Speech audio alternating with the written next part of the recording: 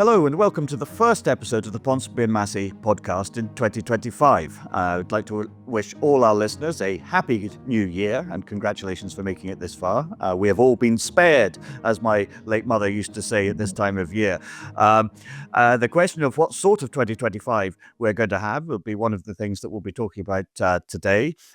We have some news from Scottish politics for the first time in several weeks with the announcement that the Scottish Labour Party are going to abstain on the Scottish Government's budget, which ensures that it will pass. We've had big speeches setting out their agendas and plans for the new year from both Anna Sawar and John Swinney. We'll consider what those entail and what they may mean or promise. And we'll also consider and talk about the extraordinary intervention in British politics by Elon Musk, the world's richest man on paper, and his battles with Keir Starmer, his criticisms of Keir Starmer, his battles with Nigel Farage as well, and the influence that he may or may not be having on British politics. So there's plenty to chew through in this episode of the show. So Bernard, well, first of all, did you have a good New Year, Bernard? Can't remember. Then. So yes. Yeah, exactly. We're trusting that is a sign of excellence rather than decrepitude. There was much merriment and decrepitude as well. Excellent. So, moving swiftly on from that.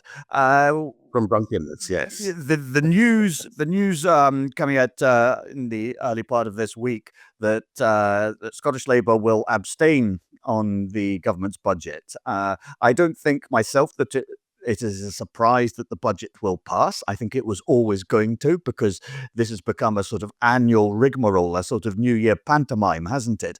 That the minority SNP government needs to find support from somebody else to pass its budget. And there's a lot of humming and hawing and agonizing over this and brinksmanship and all the rest of it. And it's all rather for show, because in the end, it is in everybody's interests for the budget to pass, because none of the major political parties want an election at the current moment. And so, lo and behold, it is not a surprise that it will pass, but it is perhaps a surprise, isn't it, that Labour have said they will abstain on the budget. Yeah, I don't think that the explanations that we have had in this, it's not so much that they're not credible. I think they're poor in presentational terms. On the budget itself, it's good news for John Swinney. It's a good start for John Swinney. All of the opposition parties, you're absolutely right, don't want to play politics with this, don't want this to become ground down in the numbers at Holyrood. But given that some of the opposition parties, the Lib Dems in particular, have been in discussions with the government, and my sense of this was that ministers were fairly confident that they were going to get this through. But what does Anas Sarwar say in relation to this? He says, well, we'll abstain because there's no point in voting against it because it's going to go through anyway. Well, the job of a responsible opposition is, first of all, to hold the government to account. And secondly, on the specifics of the budget, Labour have a fundamental question to ask themselves. If they believe that the budget fundamentally takes the country in the wrong direction and has the wrong spending priorities, it is their responsibility to try and materially change it or vote against it because they think that it's wrong. Now, they do think that it's wrong in some respects, but they're going to try and abstain. But the reason given, namely, well, it's going to pass anyway, and incidentally, we would vote for the budget if they brought forward the mitigation of the two-child benefit policy. If they introduced that in April of next year, we would support the government. Red herring, there's absolutely no way that the administrative infrastructure would be up in place for the SNP to do that, even if they wanted.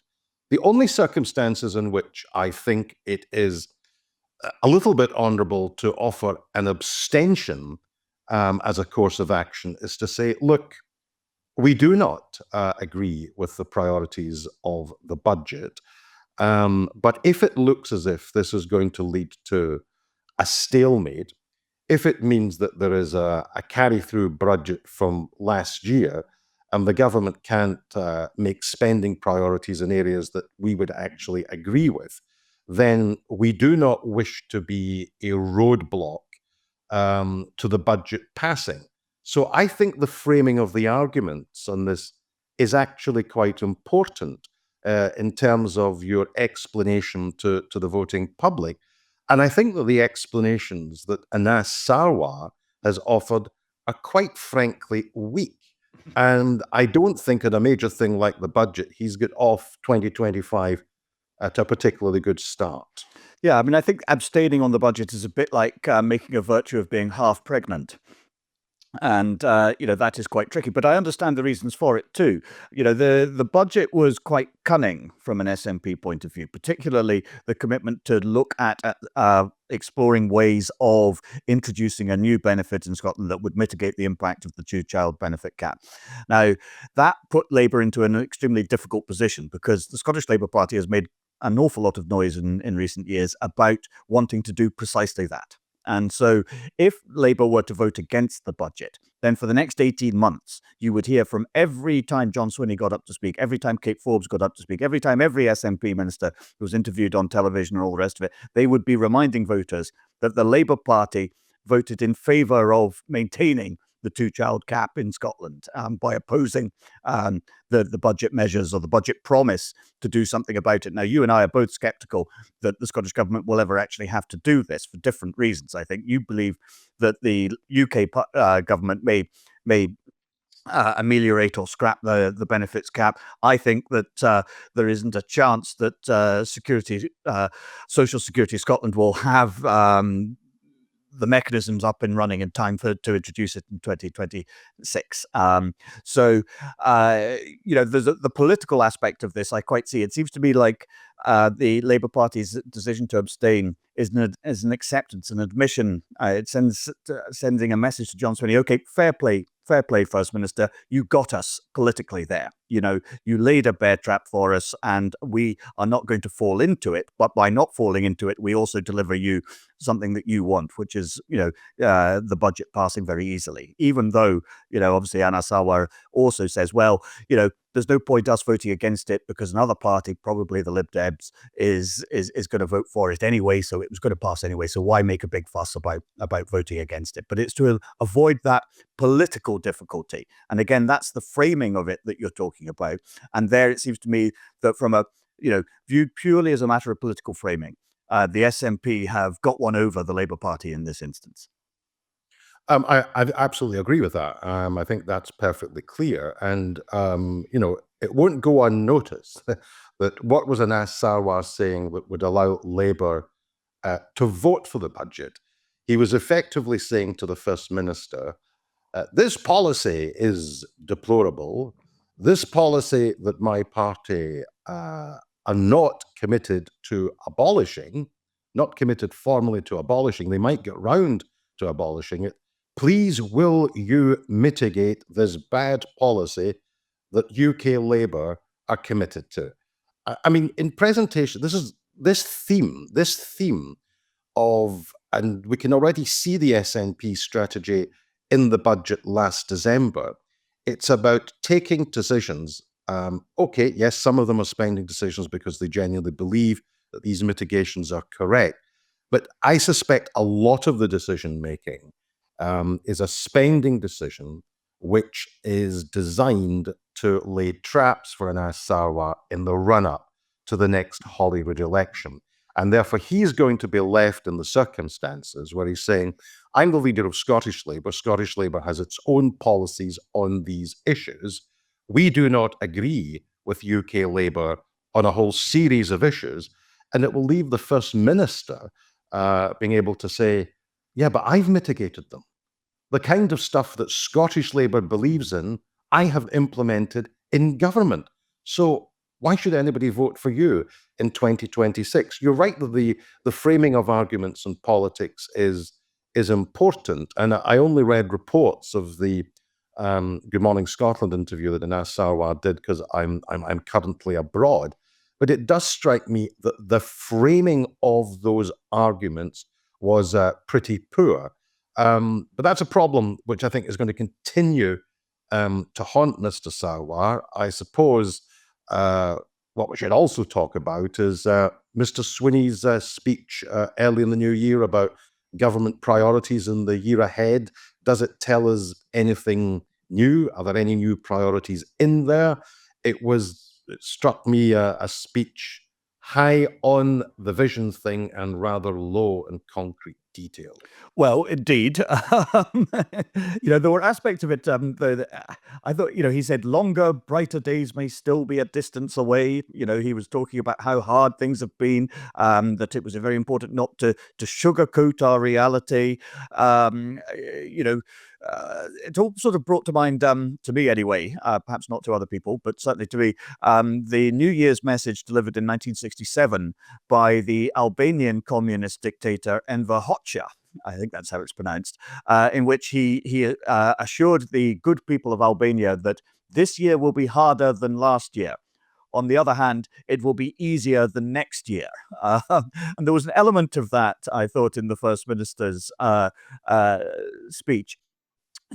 One of the things that was interesting about it was the way in which he made great claims to the SNP as a party of redistribution, of economic redistribution, and of course that is consistent with the government's approach on taxation and on welfare. The additional welfare money being spent in Scotland is now getting on for £1.5 billion more than would be the case if the Scottish Government hadn't introduced new benefits, hadn't introduced the Scottish Child Payment, which it might be said, offsets the impact of the benefits cap already by around £1,200 a year for the third child in families eligible for universal credit. So those families are £3,500 a year better off in Scotland than they are elsewhere in the UK. And that is funded by chiefly a combination of the Barnett formula and higher taxes on Scots earning over £43,000 a year. Now, again, you can, the merits of these proposals are entirely up for discussion and so on, but there probably does come a point, I think, at which some people in Scotland, some voters in Scotland begin to question whether they are getting value for money for their higher taxes, whether that this amount of redistribution is actually appropriate. And I think it's quite noticeable that the Scottish Government is much happier to talk in general terms about the redistribution of income, taking from those with more and giving it to those with less, provided those with less have children, than it is to talk about specific sums of money, particularly when it comes to, on a per capita basis, because those sums are now getting quite considerable. The Scottish Fiscal Commission suggested that the two-child cap mitigation policy would initially cost around £150 million a year. Now, that's significantly more than tends to be raised by increases in income tax on those earning more than £75,000 or £100,000. So, Swinney's speech was interestingly downbeat as well. And I'll say one other thing to you about it. So there wasn't a single mention of independence in it. Yeah, I mean, I read the full speech, and what struck me about it was that it was actually the rehashing of, I think, familiar themes for the SNP. In that sense, there was nothing which was earth-shatteringly new. And when government ministers of different political persuasions used to come forward with so-called visionary speeches, which simply contained a whole series of sound bites which had been delivered previously, the late Alex Salmond always used to say that we've been treated to called kale het up. And there was a sense in which I think there was a bit of called kale het up in the speech. The number one priority, which he said, was dealing more about poverty among children and the poorest. And you've helpfully, I think, outlined what the Scottish Fiscal Commission have said on this issue. The problem is, between now and the next election, if over a period of time more children are not being lifted out of poverty, and of course this was a theme under Nicola Sturgeon as well, the difficulty about making these kind of commitments is that if they don't deliver the policy end, they become tricky when it amounts to defending the policy at election time. And of course, it's £150 million for starters, and that only ever goes up the way. And if you're mitigating the winter fuel payment policy, which Rachel Reeves and Keir Starmer introduced. That's going to come with another big price tag. And you're absolutely right about at some point, and this is where I think the political debate in Scotland goes stale, there is an insufficient appreciation of the fact that if you spend in one policy area, no matter how worthy the policy is, it's not available to do other things. When free personal and nursing care came in Scotland, it came in on the recommendation of a commission chaired by Sir Stuart Sutherland, later Lord Sutherland, former principal of Edinburgh University. And the price tag at that point for that policy at that point, which of course was picked up by Henry McLeish when he became First Minister, was £140 million. Well, it's now much higher than that. And the so-called, in inverted commas, free policies in Scotland, free personal and nursing care, free tuition, free prescriptions, free bus passes, are now amounting to way over £1 billion a year for these policies. And of course, it's not a menu with prices. It's a menu with open-ended prices because the prices only ever go one way. Now, it is reasonable, I think, to ask, and I don't think enough politicians ask it, should we be spending money in all of these areas and at the same time pretend that we can deal with the crisis in public services, and to pretend that at the end of the day, we're going to be able to give people more money in their wage packets. All government is about the management of hard political choices. And I think a number of choices which government make are overwhelmingly political. They're overwhelmingly political. And I think some of the recent spending announcements by the SNP, which can absolutely be justified, let me be clear about that, they can be justified because they think that the policy introduced by Labour is wrong. But a lot of it is to do with naked politics. A lot of it is about boxing an ass sour in at the election.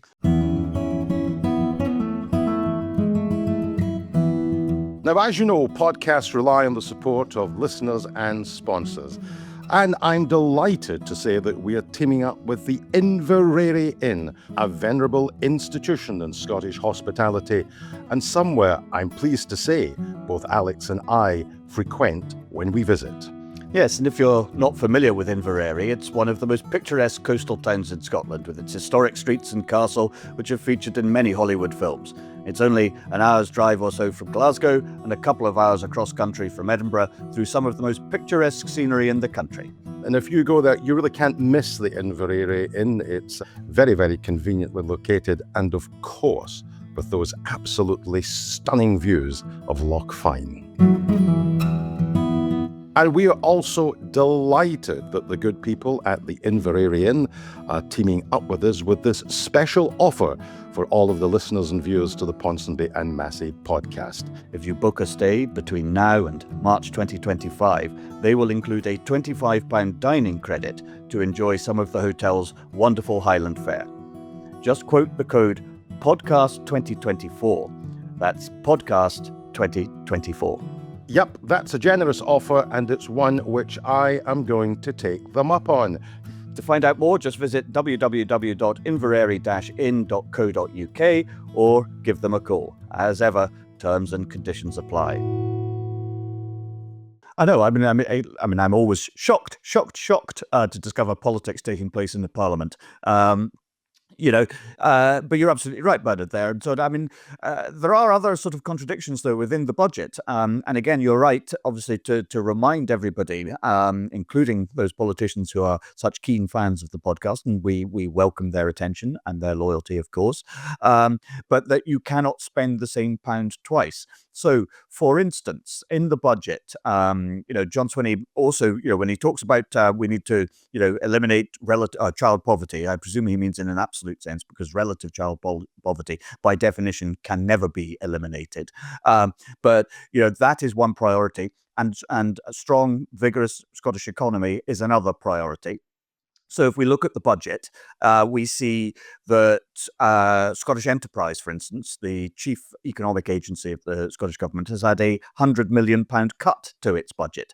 Now, there is a discussion to be had, I think, about whether the three enterprise agencies, Scottish Enterprise, South of Scotland Enterprise, and Highlands and Islands Enterprise, actually do deliver the kind of economic multipliers that they are ostensibly set up to achieve. That is a discussion that is certainly worth having, whether the enterprise agencies actually do what they're supposed to do.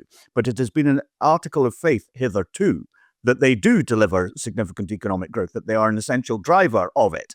So in that context, if that is what the Scottish Government has previously believed, and if the Scottish Government now continues to believe that a more vigorous and growing economy is absolutely essential, which is a correct thing to believe in my view, then how do you square that with such significant cuts to the enterprise budget and so on, and cuts to Scottish enterprises coming up for 30%?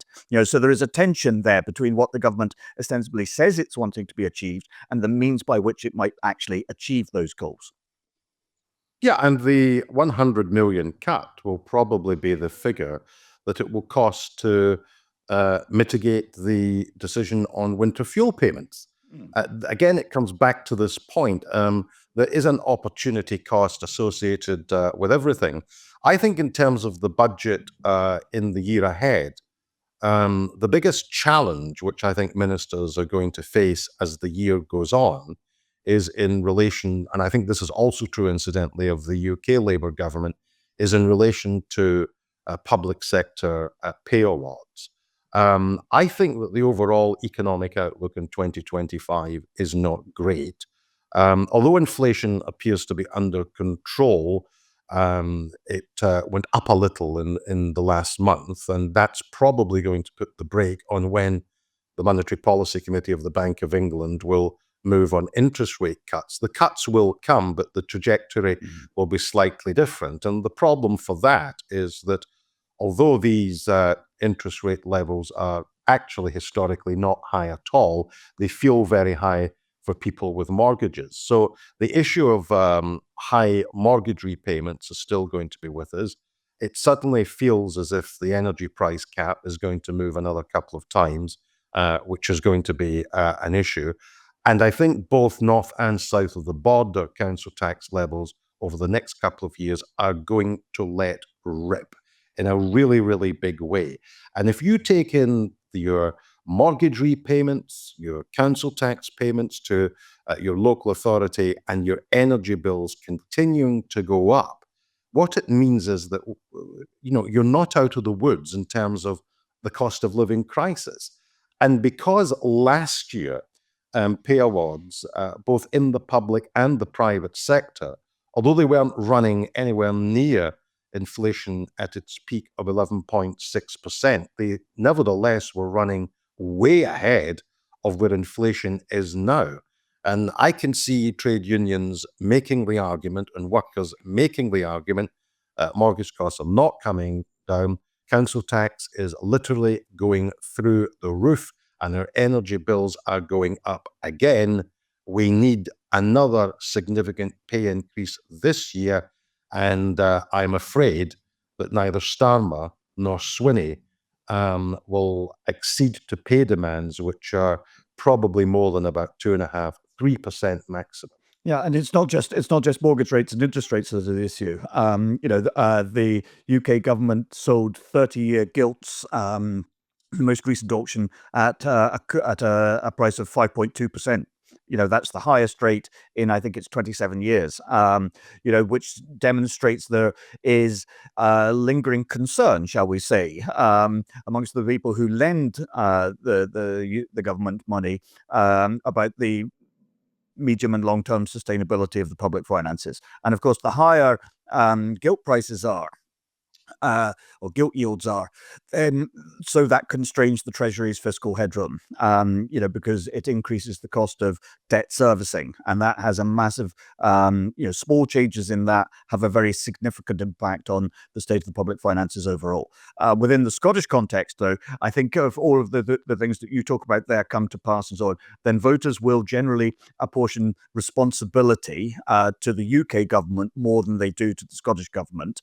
And because it's a Labour government in London, that is politically therefore advantageous to the SNP, who get to evade responsibility to some extent. But on the broader question of public services, and so on, again, I think you're absolutely right here that the real challenge for the Scottish Government in this year, as it is for the UK government too, is fixing the NHS. That if there is appreciable progress made on waiting lists, on the availability of GP appointments, etc., etc., etc., on a whole range of metrics within the NHS, then the government, both governments, can actually point to having had a reasonably successful year.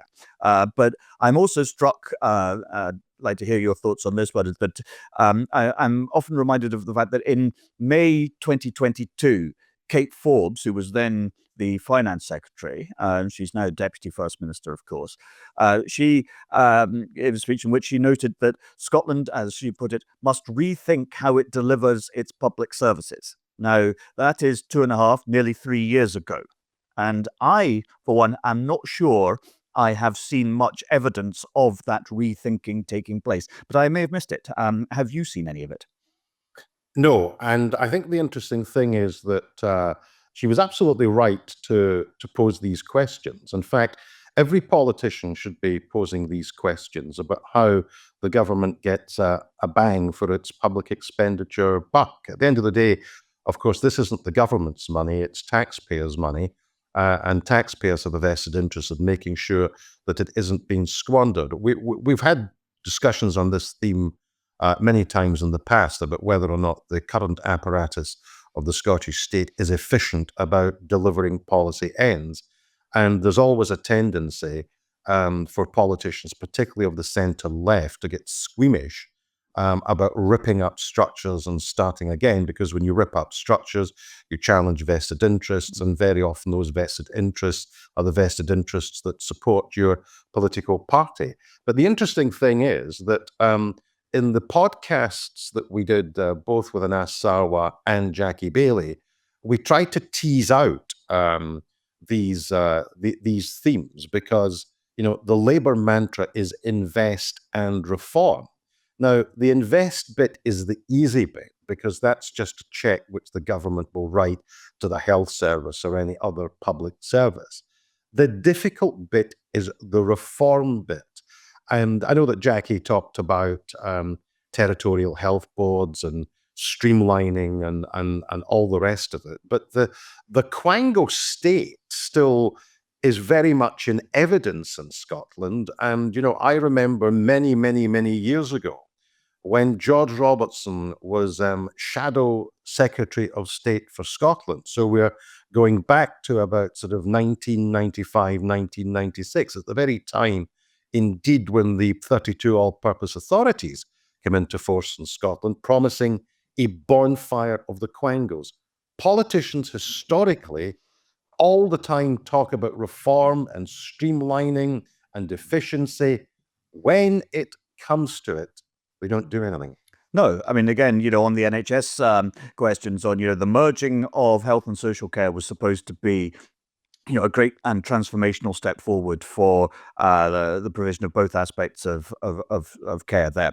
That hasn't worked, or at least it hasn't worked the way that people wanted it to. So much so that both the Labour Party and the SNP at various points have supported a national care service. And this was to be deemed essential to finally getting these things on an efficient and sustainable and economic footing. That then ran into significant opposition from local authorities and other interest groups and has been ditched. So something that was essential as recently as 12 months ago is now no longer essential because it's too difficult. So that then raises the question, was it ever actually essential, or does the government lack the convictions or the courage of its own convictions? Yeah, absolutely. Let's sort of move on a little bit to perhaps a little bit of a commentary on the leaders of the UK parties and the challenges which they face in 2025. So let's deal with Starmer, Badenoch and Farage, and then sort of round a discussion off today with whether or not the apparent breakdown in the relationship between Farage and Elon Musk can be patched up. On Starmer, I mean, I would offer this thought. 2024 was all about winning the election. They did that. the parliamentary arithmetic is impressive, although it has to be said, a landslide on quite a modest share of the vote, 35%. I think they've got off to a very ropey start, a very difficult start, but we've always agreed on this podcast that it's the delivery phase upon which Labour will be judged. And I think 2025 is going to be relatively difficult because we may well be headed into a technical recession, not a deep one, but nevertheless a technical recession. We learned today that Rachel Reeves, in terms of, and this gets back to the point that we're making about gilt yields and how the government gets its money, the fiscal headroom, there's only about £1 billion before she breaches one of her fiscal rules. Inflationary pressures may well come as a result of businesses passing on higher costs to consumers because of the government's policy on the minimum wage. It is the right policy, by the way, and because of the issue on national insurance contributions. So there is a sense in which inflation could start to creep up again. That will mean the Bank of England will hold back in cutting interest rates immediately. And if business are not enthusiastic about investing because of the additional costs that they have, that will put a brake on economic growth.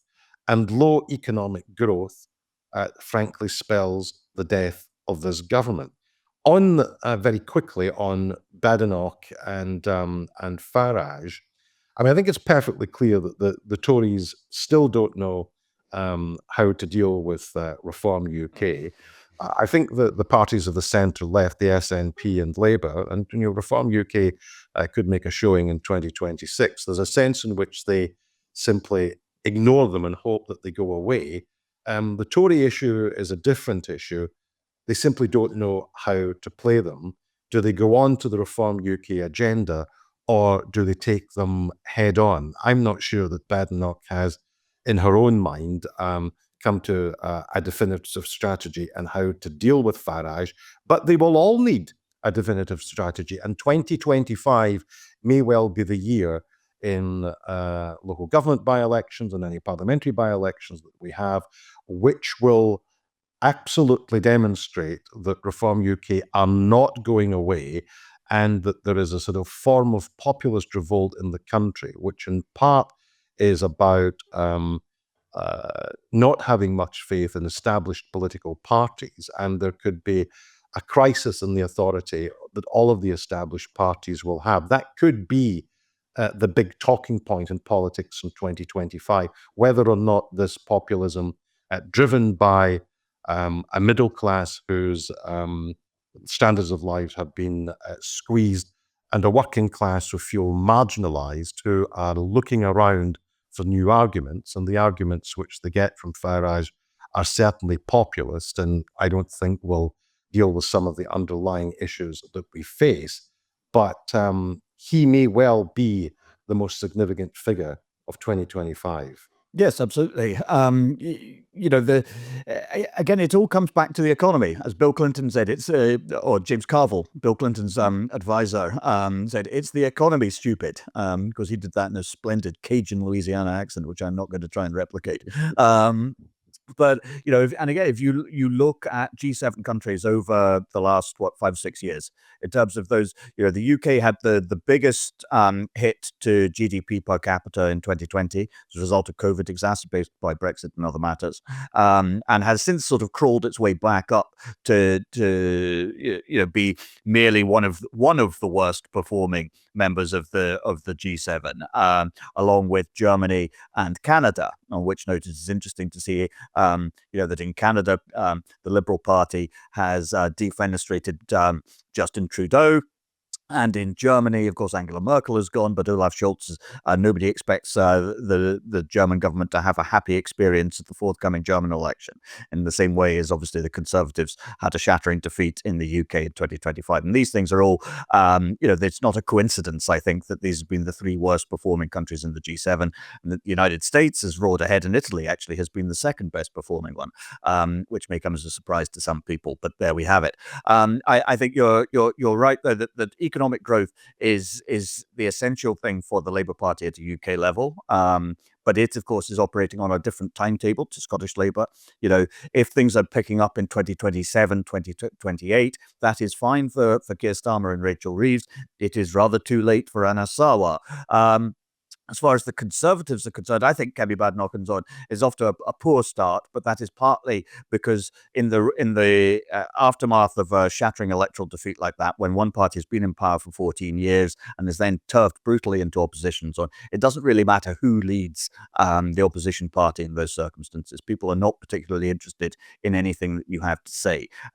This is something that I find it's slightly odd. I think if you look at Conservative politicians, they had the opportunity to say, well, let's look at what happened with William Hague after 1997 and the Blair landslide. Was that a happy experience, a happy time for him? Shall we look at his example and think, maybe this isn't the time for me to run for the leadership of the party? Perhaps it might be better to let some other sucker have a go, in trusting that there will be further opportunities down the line. But of course, ambition is ambition, and politicians tend to be very ambitious people. And when the crown is there to be grasped and so on, it takes a certain amount of forbearance to decline the opportunity of reaching for it.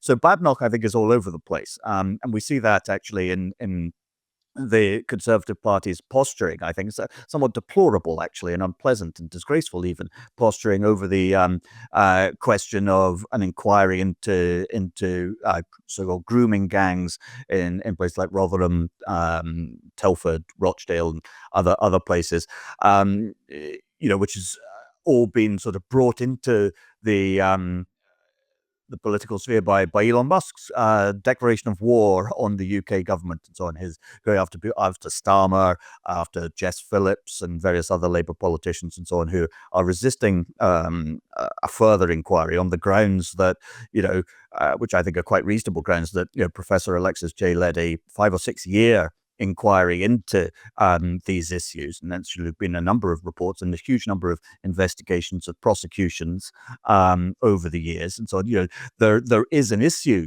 there, but it's not one that has been hidden under the carpet in the last few years anyway. And I think it is ridiculous and extraordinary of the Conservative Party to demand a fresh inquiry when it was in government for all that time and received Professor Jay's recommendations in 2022, had the opportunity to implement them, but has not actually implemented those recommendations in full. So there is a sort of race to the bottom and the right, fueled by being too online, I would say, at the moment for the Conservative Party. Spooked by reform, yes, but also fundamentally the question is, what is the Conservative Party for right now? And the honest answer to that is the sort of shoe and lie answer, is that it is too soon to tell. Yes. I actually agree with absolutely every single word of that, and indeed in the tone that you used. I mean, I do think that the Conservatives in this have been utterly deplorable. It's not unknown, for people who were running the country, who had the responsibility for policy, who were in charge of departments for many years, to lose an election. And then the first thing that they do is that they call for inquiries or policies when they had the opportunity themselves in office with a political mandate to do so. It happens all the time in politics. And I think that there is, in a sense, you're right. What are the Conservatives for?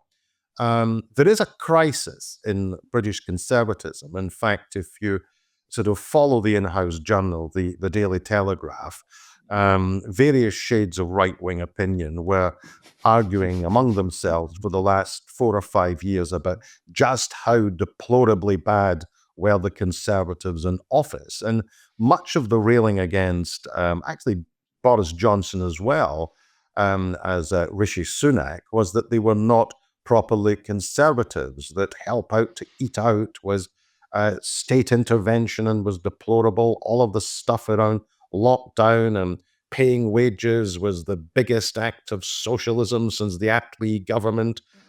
Completely and utterly frustrated at the interventionist nature of those conservative governments, and many of them saying this is not what conservatism is all about.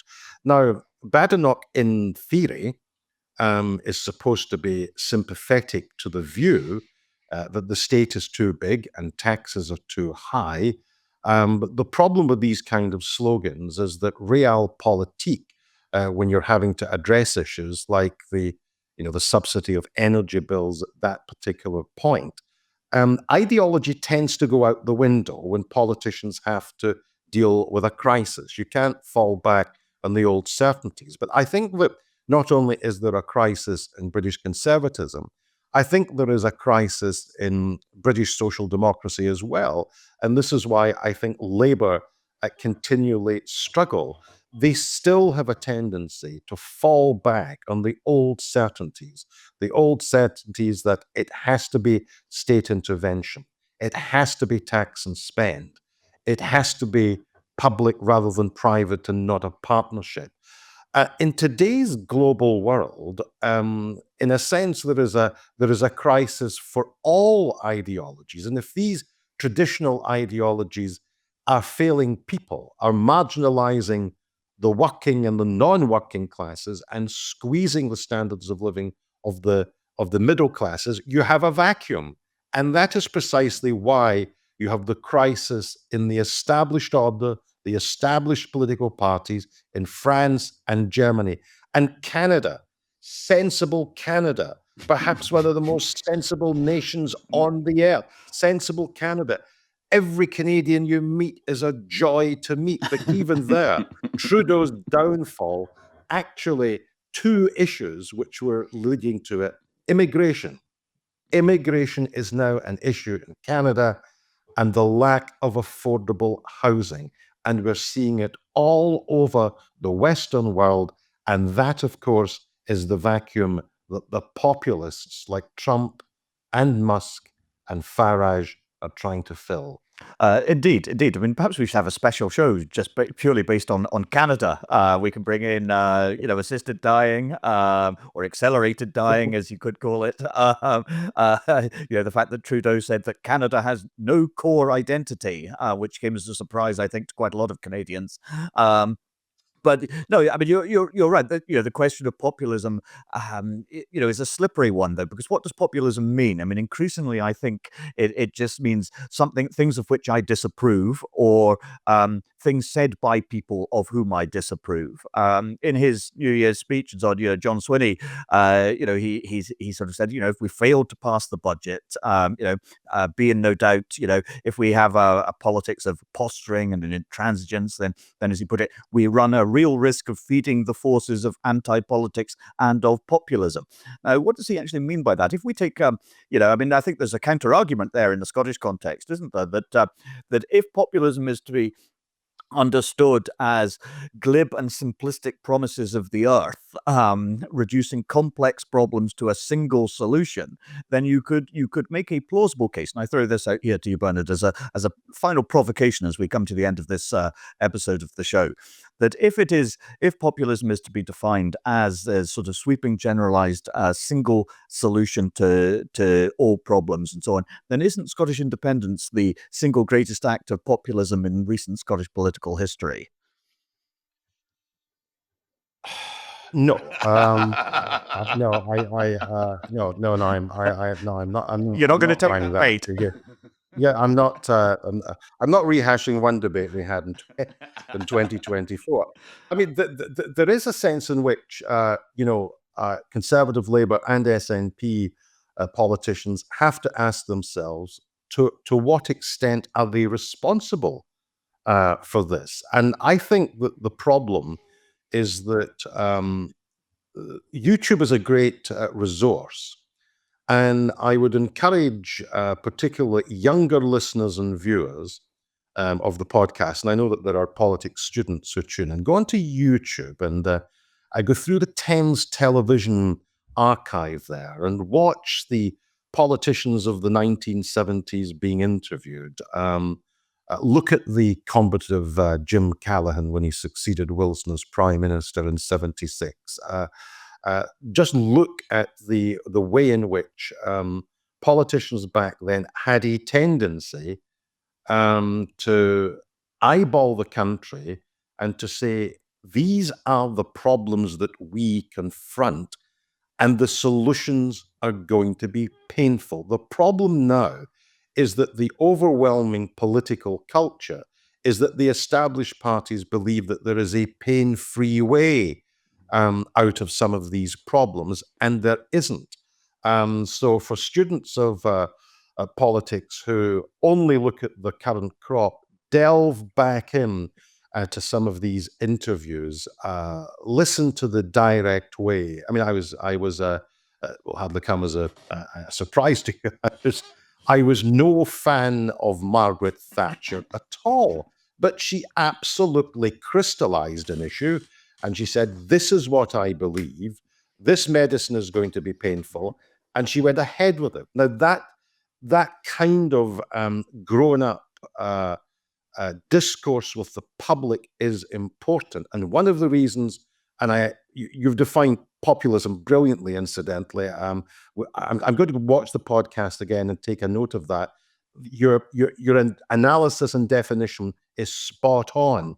But one of the reasons I think that it is allowed to grow is because there are no grown-up and responsible politicians who will eyeball the country and be simply honest about the scale of the challenges that we face. And more importantly, are going to have to eyeball them and say, your standard of living is going to go down before it gets better if we're going to get out of this. Well, on that cheery note, Bernard, that sort of Enver Hoxha level of note, that is perhaps an apposite time to. In Albania, I should add. Well, I mean, I'm somewhere warm. I'm not in Albania. Albania, country of the future. But actually, I was speaking of Albania. Just I remember seeing George Galloway speak a decade ago during the independence referendum campaign, and he said that he opposed independence on the grounds that he doubted Scotland had the courage to be an Albania. Which I think he was probably correct about, albeit perhaps for reasons different to those he thought. But on that cheery note, that brings us to a conclusion of this show, our first of 2025. We have lots of plans for the year ahead. So again, thank you all for listening, for being with us. And I hope you can bring yourselves to recommend the podcast to other people to help it be better known. But we had a good 2024, I think. And in contrast to many of our politicians, we believe that our best days are very much ahead of us. And on that note, it's goodbye from me and to all of the listeners and viewers. Do have a great 2025. All the best.